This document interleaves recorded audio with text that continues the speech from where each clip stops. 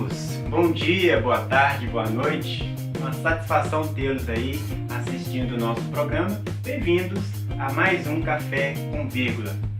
Hoje eu tenho uma grata satisfação aí de estar hoje tomando um café na nossa cantina.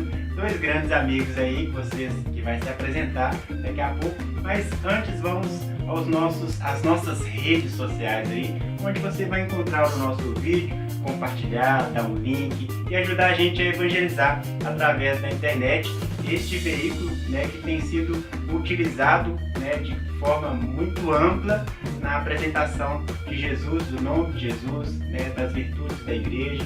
Então é uma boa ferramenta. Então ajude-nos a compartilhar aí. Então é muito simples, Twitter /Café com Vírgula, Facebook /Café com Vírgula, e qual que é o outro dia? YouTube, é claro que é o mais importante, Nosso canal aí no YouTube. Inscreva-se no nosso canal e ajude-nos a divulgar a alta cultura. Gente, hoje eu tenho aqui os meus amigos aí, André Vieira, Raquel, sejam muito bem-vindos, é uma grata satisfação tê-los aqui. Obrigada. Boa noite, Cláudia, boa noite, nossos espectadores, ou bom dia ou boa tarde. Bom dia, ou boa tarde, ou boa noite, Então, gente, hoje nós vamos falar, até nessa preparação aí, eu tenho certeza que você que está assistindo o nosso programa, tem se falado muito sobre a família. Hoje a família ela é o grande alvo das reflexões aí, tanto na igreja, e na igreja inspirado na grande espera, na grande expectativa do Sínodo dos Bispos com o Papa Francisco, onde vai ser tratado os novos desafios da família. O alerta foi feito pelo Papa Francisco ao convocar o Sínodo dos Bispos para tratar o tema a vocação e a missão da família na igreja e no mundo contemporâneo. O renovado interesse pela família é confirmado pela ampla atenção dedicada não só por ambientes eclesiais, mas também pela sociedade civil. O encontro dos bispos, arcebispos e cardeais no Vaticano em outubro tem o propósito de oferecer à Igreja e ao mundo contemporâneo estímulos pastorais para uma evangelização renovada. Então fala para nós, para a gente iniciar este programa, fala um pouquinho de vocês, vocês como casal, vocês como família, a sua experiência que vocês tiveram aí, primeiro a experiência individual aí. Fala pra gente, André. A minha conversão. Isso, Não, sim, eu sou católico há cerca de 4 anos, Eu era... É praticamente um neocatecúmeno. 3 anos, a conta tá aumentando. A minha relação com o cristianismo em geral é muito antiga, Eu já fiz parte daquela igreja dos Mormons, do Jesus Cristo dos Santos dos Últimos Dias, quando eu era mais novo, sim. Minha tia já foi adventista, eu fiz alguns cursos com ela, mas nunca tive nenhuma ligação na minha família com a igreja católica. Então eu tive essas breves experiências cristãs aí ao longo da minha infância e juventude, depois abandonei totalmente e me tornei um pouco aquele meio caminho entre agnóstico e ateu. Uhum. E recentemente, há 4 anos atrás, quando a Raquel engravidou, aí caiu a minha ficha e foi um processo até... É uma história longa, Mas talvez a gente possa ter a oportunidade de falar sobre ela com mais detalhes. Mas foi exatamente esse choque de... Vou dar um tempo aí, socorreu meu viola. Dá um pausa, dá uma pausa. E hoje está um clima totalmente familiar, O Miguel, participação especial aí, que é filho do André, mas a Raquel. Mas conta pra gente então um pouquinho da sua história, um pouquinho da história da Raquel, vamos conhecer um pouquinho vocês dois. Então, na verdade, a gente procurou, eu principalmente, procurei a igreja exatamente quando a Raquel ficou grávida. Por quê? Porque eu já vinha estudando há um tempo, mesmo não sendo católico, eu acompanhava bastante o site do Padre Paulo Ricardo. Inclusive eu aconselho para todo mundo que é cristão, principalmente católico, como obrigatório, o site www.pauloricardo.org.br. é assim, é um site Uma que resgata referência, mesmo, né? uma referência. E o que me levou na igreja foi o quê? Não a fé, mas a necessidade que eu vi de que meus filhos fossem educados numa concepção de mundo cristã católica. Porque se não fosse com aquilo, eles seriam criados com uma concepção de mundo secular, uma concepção humanista secular. E eu não queria isso, porque eu passo a olhar para o lado, passo a olhar para o mundo para saber como é que o mundo está indo, né? E que bom, né, a gente ver que não só você, eu tenho acompanhado também muitas conversões através do conhecimento, e a gente chega à conclusão que o cristianismo ainda é, né, a grande referência, né, para a sociedade de hoje, para a civilização, sobretudo pela civilização oriental, ocidental, né? Então ainda é a grande referência. Não, sem dúvida. Inclusive um autor que eu gosto muito, que é o Chesterton, ele diz que quando alguém se torna católico, imediatamente ele se torna um homem de 2000 anos. Muito bom. Porque é a única instituição, é a instituição mais antiga do mundo e é a única que conhece a verdade e conhece o homem porque conheceu o verdadeiro homem, né, que é Cristo. Então ele sabe para que serve o homem, qual o objetivo do homem. Então, se você quiser saber o que é ser humano, você tem que procurar a Igreja Católica mesmo. Então eu procurei ela com esse objetivo, de apenas ter uma base moral para meus filhos. A fé veio principalmente com a Santa Missa. Aí eu me converti.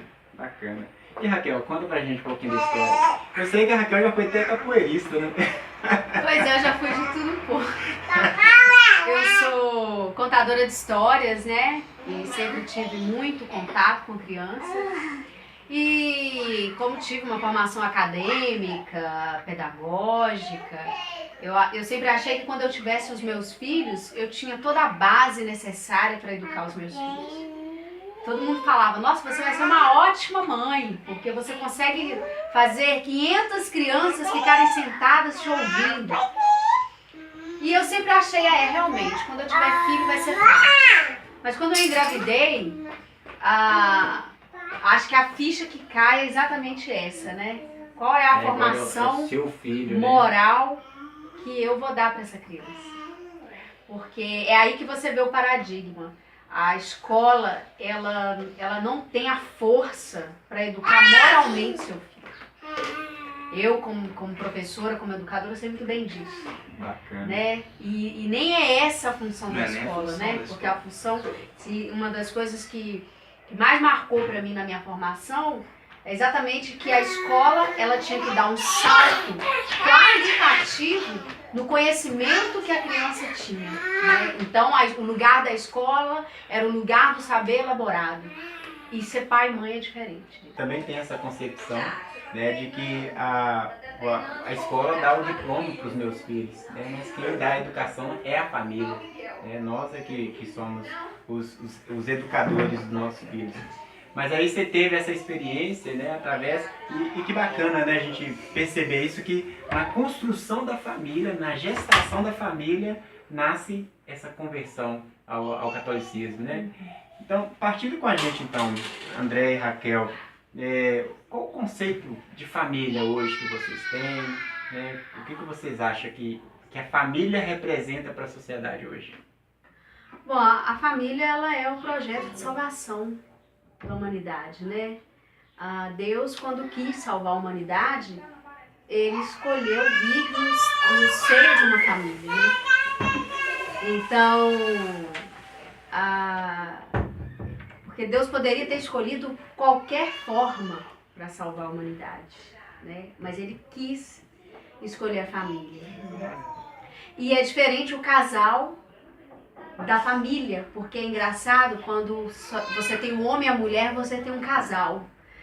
Mesmo na alegoria de Adão e Eva, a gente não fala da família Adão e Eva, a gente fala do casal Adão e Eva. Mas Maria e José, quando eles têm Jesus, eles são uma família, né? E é isso, porque eu e André, nós estávamos juntos já há 14 anos. É mesmo. E a gente sempre se viu como casal. Nunca que passava pela minha cabeça, ou que a gente tivesse, né, uma referência, ou as pessoas de fora fizessem uma referência a nós como uma família. Mas quando veio a Liz, é que não, agora nós somos uma família. Quando nasceu a nossa filha... E é interessante, porque olha só, nós não éramos...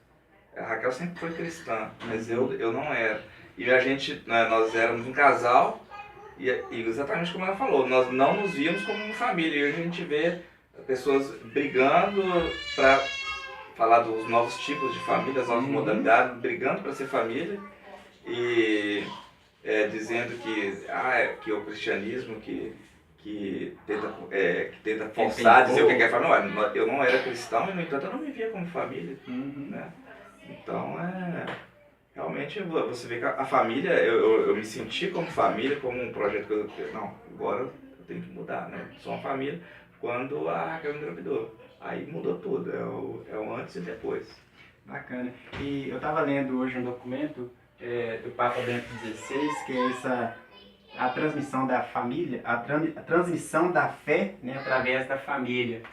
E ele dizia justamente que a família, ela é essa célula da sociedade, né, que tem um papel fundamental na transformação da sociedade, né, porque a família, ela está inserida no mundo. E a gente fala muito, né, que os sacerdotes têm a função deles de administrar os sacramentos, né, mas quem vai lá na periferia, quem vai lá no hospital, quem vai lá nos confins do mundo, é a família que está lá. Né? E a gente vive um grande dilema, porque o grande objetivo, assim, espiritualmente falando, Satanás sempre odiou as famílias, né? Você pega no Antigo Testamento lá, aqueles sacrifícios de bebês que Moloque exigia e tal. Então, os movimentos revolucionários, eles passam por um grande dilema, porque por mais que eles tentem criar formas de destruir a família, né, que é um dos objetivos do Karl Marx, que hoje se reflete na ideologia de gênero, que é a grande bandeira de destruição da família hoje, eles tentam destruir a família, se esforçam, só que as pessoas continuam querendo ser pais, querendo ser mães. Porque é muito mais forte do que o que o Carlos Ramalhete gosta de falar. Você consegue dobrar a sociedade, tentar dobrar a natureza até um certo ponto, mas a natureza é um projeto de Deus, ela acaba voltando para o estado inicial. Você consegue tentar dobrar, mas ela nunca vai dobrar totalmente. E eu tive uma experiência pessoal com isso, porque eu era feminista, né, como boa aluna de universidade federal, eu era totalmente influenciada, né, por ideias marxistas e feministas, e eu nunca quis ser mãe.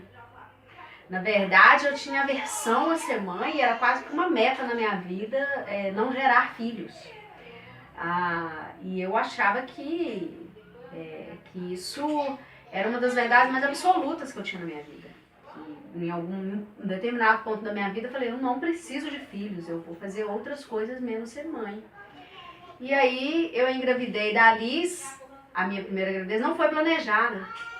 E no início da gravidez eu sofri muito, porque... Você já estava na faculdade? Já tinha concluído? Já tinha formado, né? Eu já tinha tinha uns 4 anos de formado.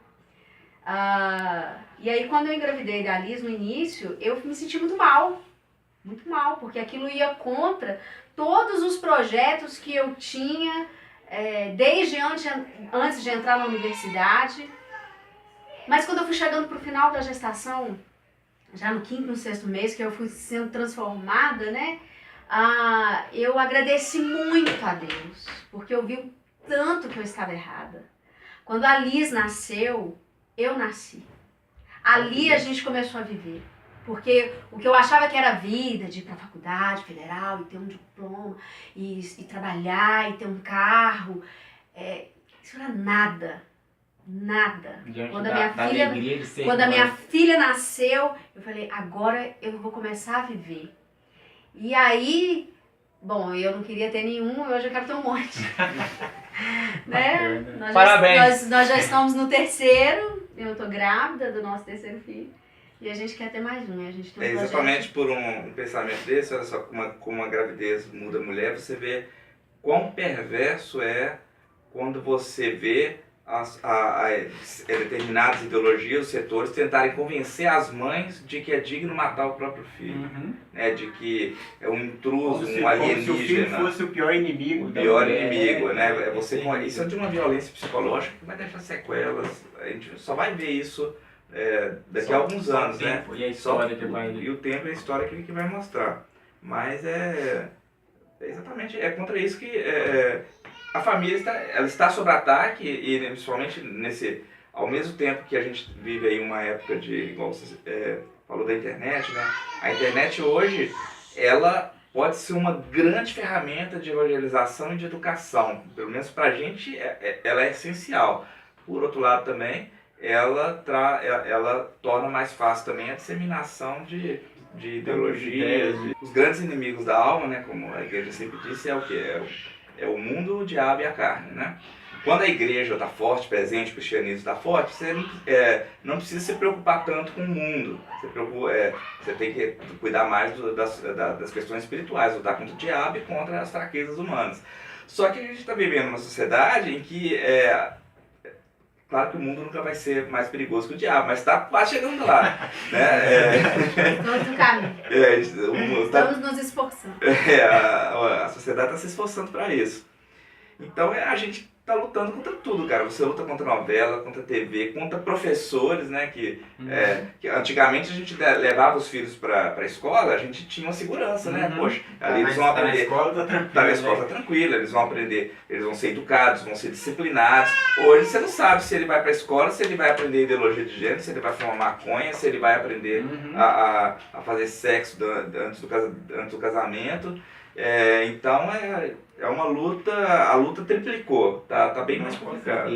E a escola tem sido, infelizmente, né, tem muitos pensadores que já apontaram para esse perigo, bem-vindo Miguel, apontado para esse perigo de que a escola hoje está sendo uma doutrinadora de tantas ideologias, de tantas, até mesmo crenças, né, que vai de contra ao cristianismo. Então, infelizmente mesmo. Mas como que qual que é a dica que vocês dão pra gente aí nessa questão da educação dos filhos, nessa transmissão da fé? Olha, a dica que eu daria, assim, eu acho que nenhuma dica, eu acho que é uma escolha. Porque eu lembro que eu fui na farmácia para comprar um remédio e a moça falou, se você tá grávida e você tem uma menininha de 3 anos, você engravidou muito rápido do segundo. Eu falei, não, mas esse já é o terceiro. Ela tá assim, nossa, mas você tem 3 filhos? Eu falei, sim, tenho. E eu quero mais um. Parece, como se fosse assombroso. Nossa, você tem 3 filhos. E eu quero mais um. Aí ela tá assim, nossa, mas que difícil ver uma pessoa assim hoje, porque né, hoje o mundo tá tão diferente, hoje tá tudo mais difícil, tá tudo mais perigoso. Eu falei, eu não acho. E aí ela falou assim, não, mas hoje em dia filho sai muito caro, sim, porque você tem que dar muitas coisas. Eu falei assim, olha, eu acho que hoje a gente dá muita coisa para filho que filho não precisa. Esquece o essencial. Tem muito pai e mãe sacrificando o orçamento e dando coisas que filho não precisa. Porque eu não acho que uma criança de 6, 7 anos precisa de um tablet, de um celular, entende? De aplicativos e da roupa mais cara. Eu tenho uma amiga que ela gasta 3 mil reais a cada 2, 3 meses com roupa. E aí eu falei assim, gente, mas ela é uma menina, ela tem 12, 13 anos. Falei, agora você me humilhou porque eu sou uma mulher, eu trabalho, eu tenho meu salário e eu não gasto isso com roupa pra mim. Então eu acho que criança sempre precisou das mesmas coisas. Mas a gente está criando uma necessidade de consumo nelas tão grande que não é por aí. E aí ela falou assim, não e aí ela falou assim, mas hoje é difícil porque hoje tem muita pressão da mídia. Eu falei, não, mas você cria os seus filhos, a sua família, de acordo com os valores da mídia? Eu acho que a gente tem que criar a família de acordo com os valores religiosos. Com certeza. Aí ela falou assim, mas o mundo hoje está muito perigoso. Eu falei, mas o problema é esse. O pai sempre coloca... O pai hoje, atual, moderno, ele está colocando a culpa no mundo. Eu tenho uma amiga que a filha dela, quando tinha 13 anos, tinha um perfil no Facebook, um dia colocou uma foto lá de batom vermelho, decote, shortinho curto, fazendo uma pose extremamente sensual e erotizada, com o seu telefone e o seu e-mail. Aquilo me chamou a atenção. Eu entrei no perfil dela e vi que ela tinha 3 mil amigos. uma menina de 13 anos. E a foto dela foi muito elogiada, muito curtida, mais de 1000 curtidas. E fui ver quem curtiu, quem estava elogiando. Eram homens de 25, 30 anos, 35 anos. Elogiando a sensualidade e o jeito erotizado de uma menina de 13. Aí eu fico perguntando, esse batom vermelho, esse shortinho curto, essa camisa, quem que deu pra ela? Foi o mundo?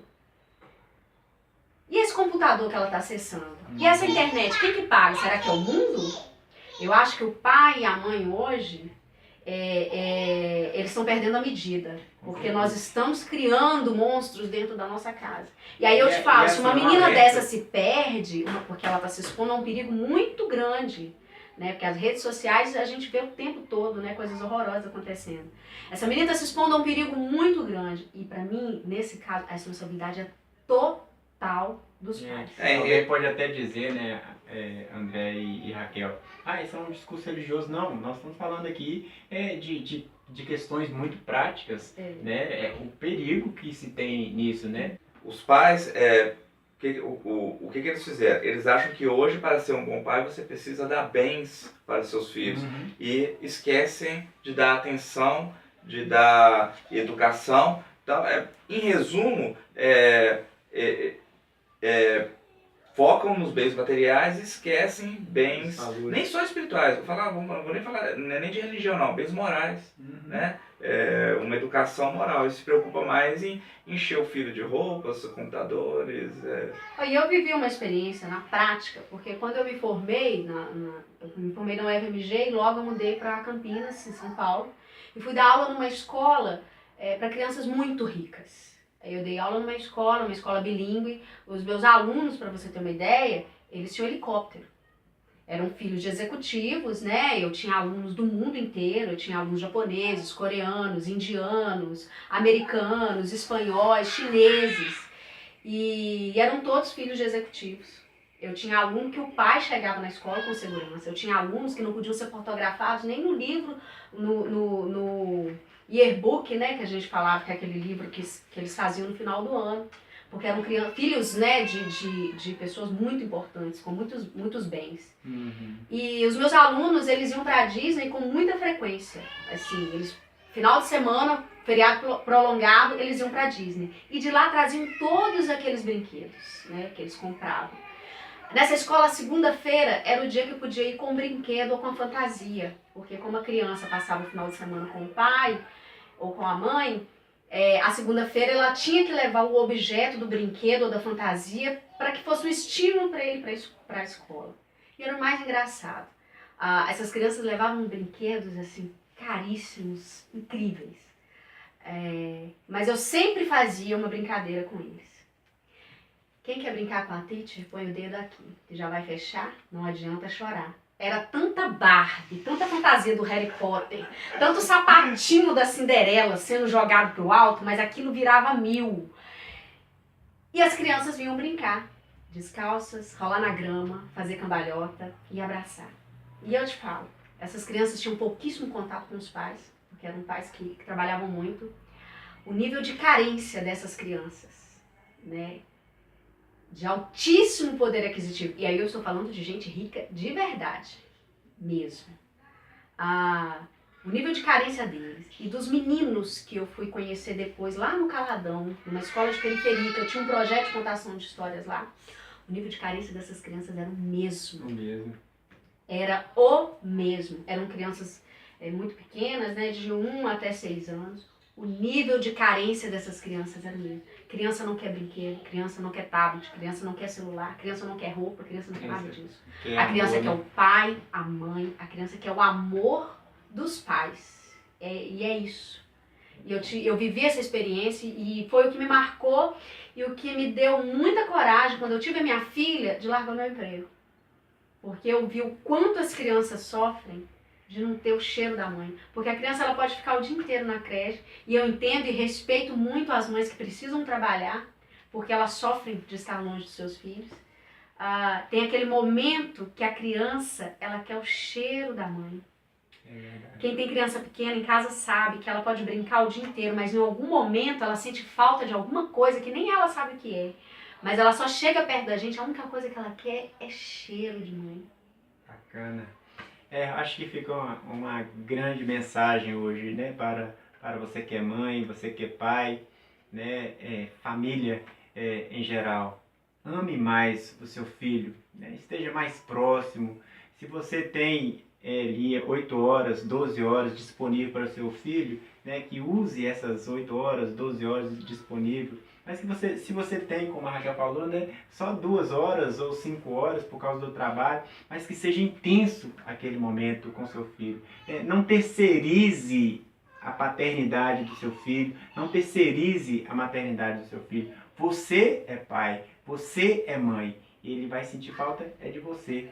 Papa Bento XVI fala aqui nesse livro, né, que os filhos só serão grandes homens e grandes mulheres para uma sociedade que precisa desses grandes homens e grandes mulheres, se eles tiverem recebido este amor, esse abraço, esse afeto dentro de casa.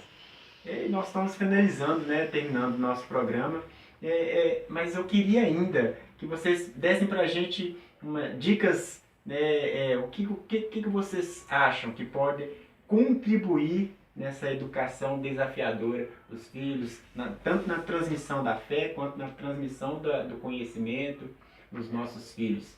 Tá. Vou falar a nossa experiência, né? E vou falar também do que a gente pretende fazer. A primeira coisa é exatamente isso, você tem que dar atenção, né? Hoje a gente sabe que a escola não é um lugar mais seguro. Recentemente aqui em Fabriciano mesmo a gente teve aquela briga lá por causa do gênero na escola. Então, os pais têm que se perguntar, eu estou lendo os livros que estou acompanhando o que meu filho está ensinando, está aprendendo nas escolas, estou folheando os livros, porque às vezes você vai ter surpresa.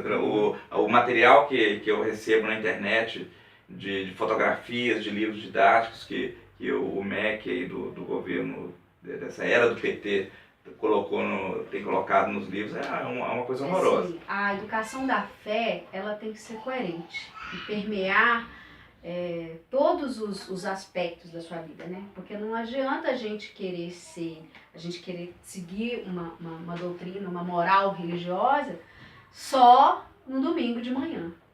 O que a gente faz é ter como filtro para tudo que entra na nossa casa esse olhar.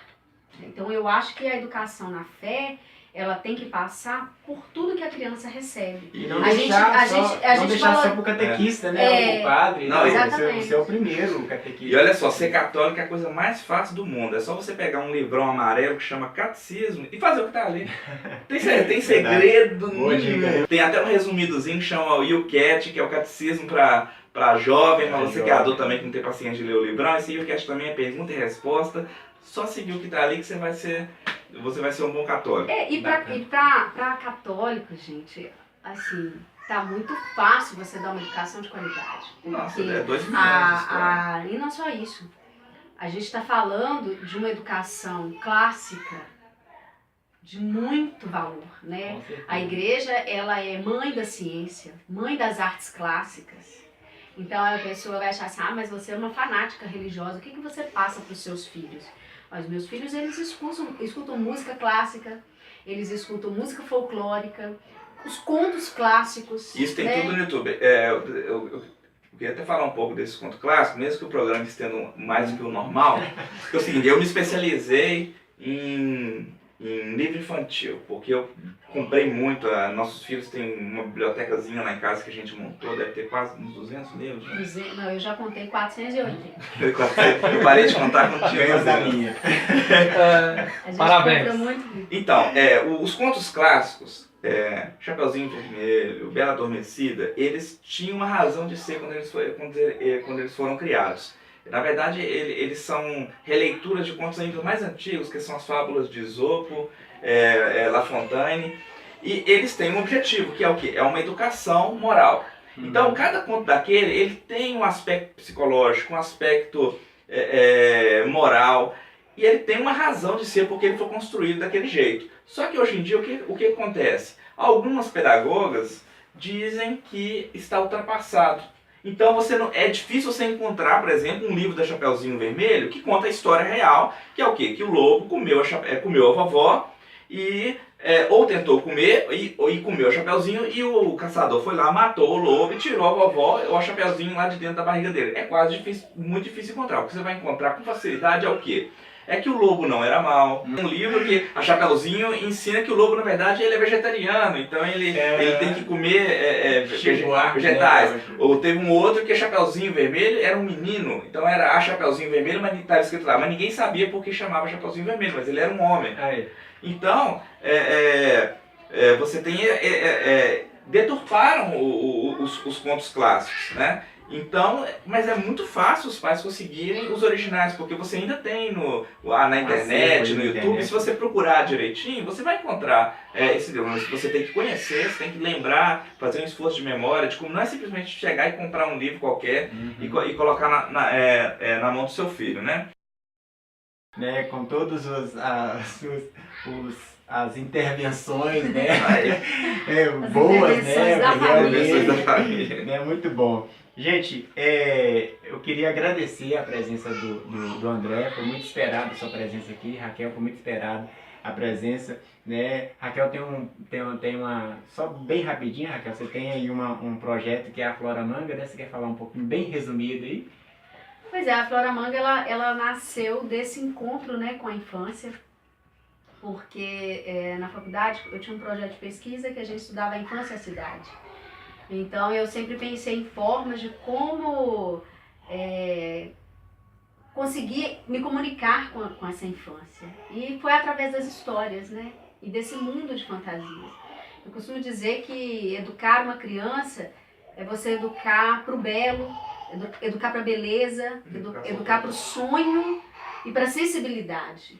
Né? Porque eu acho que é isso que as crianças estão perdendo. Elas estão perdendo a ideia do que é belo. Do sonho, né? Elas estão ficando muito embrutecidas e artificializadas e ficando insensíveis à beleza. É Dostoiévski que disse, né, que a beleza salvará o mundo. Bacana. É isso aí, uma satisfação imensa, né? Vamos nos despedindo aqui e já deixando o cheirinho de quero mais, né? O gostinho de quero mais, com certeza teremos uma próxima oportunidade aí. Deus abençoe você. Ame mais o seu filho, né? Abrace ele hoje, aproveite hoje. Dê um abraço no seu filho, na sua família. Deus abençoe. Salve Maria.